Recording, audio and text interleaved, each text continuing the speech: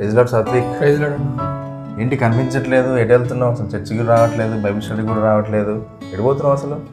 నా ఊకే చర్చే అన్న. ఇందాక నా భక్తి అని బయట కూడా తిరగాలిగా అన్న. అంత డీప్గా కూడా పోవద్దన్న చర్చిలోకి. అంత భక్తి ఎందుకన్నా? జనరల్గా చర్చికి వచ్చిపోతే సరిపోతుంది అన్న. అట్లా కాదు సాత్విక్, అది పద్ధతి కాదు.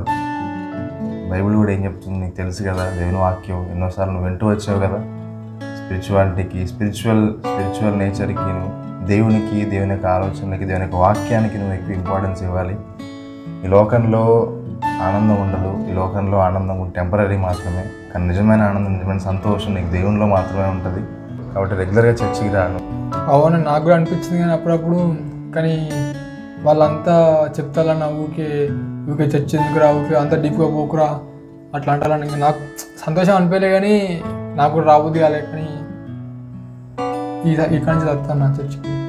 ప్రేర్ చేయండి నా కోసం రావాలని. ఓకే సాత్విక్, చర్చ్ అందరూ కూడా ప్రార్థన చేస్తున్నాం. చర్చికి రా, కంపల్సరీ సండే రోజు చర్చికి రా. Praise the lord.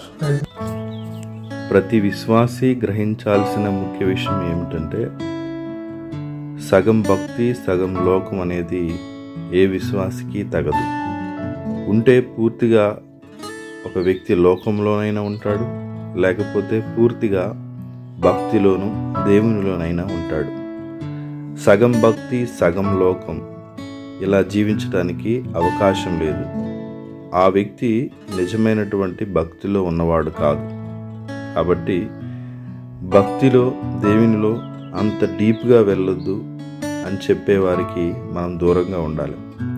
దేవుడు అనుమతించినటువంటి విధంగా, దేవుడు మనకిస్తున్న ప్రేరేపణ విధంగా మనం ఆ యొక్క భక్తిలో మనం ఎదుగుతూ ఉంటాం.